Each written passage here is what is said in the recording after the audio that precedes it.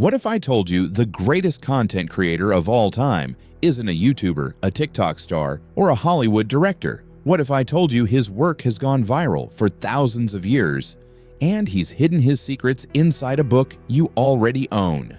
The Bible isn't just a holy book, it's the original content creation playbook. From the drama of Genesis to the plot twists of Revelation, God didn't just tell stories. He built a global empire of truth that outlasts every algorithm. And today, I'm leaking his secrets. These secrets aren't for the lazy, the impatient, or the fame-hungry. If you're ready to create content that changes lives instead of chasing views, let's begin.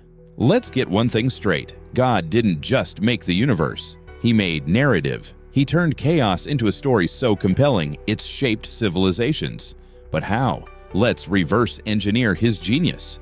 God's first move wasn't a, "Hey guys, smash that subscribe button." It was a declaration of identity. In the beginning, God created, boom, instant authority. No intro needed, but here's the twist. Your content isn't about you. It's about his identity working through yours. God's content strategy starts with a kingdom purpose. Viral moments in the Bible, David beating Goliath, Esther saving her people, weren't about clout. They were about glory. So ask yourself, does your content serve your brand or his mission? But here's where most creators fail. Noah spent 120 years building a boat in the desert. No followers, no testimonials, just obedience. Meanwhile, you're stressed because your last reel only got 300 views.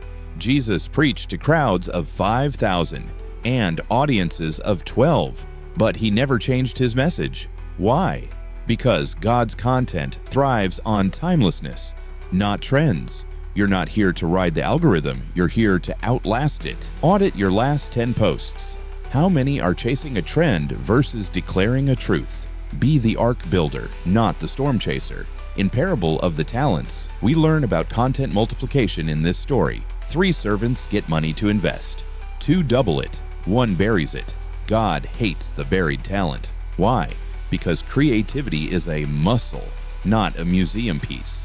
That podcast episode you're scared to launch, the video idea you've overthought, multiply it. Start small, stay faithful, and watch God compound your work. But warning, this requires a ruthless cut. The #1 killer of divine creativity isn't lack of skill, it's comparison. When Bezalel built the tabernacle, Exodus 35, he didn't benchmark his designs against Egypt's pyramids. He followed God's specs. The Israelites panicked when Moses took too long on the mountain, so they made a golden calf, the Bible's first example of clickbait, flashy, empty, and forgotten. Meanwhile, the tabernacle took longer, but housed God's presence. Jesus' greatest content moment wasn't the Sermon on the Mount. It was the empty tomb.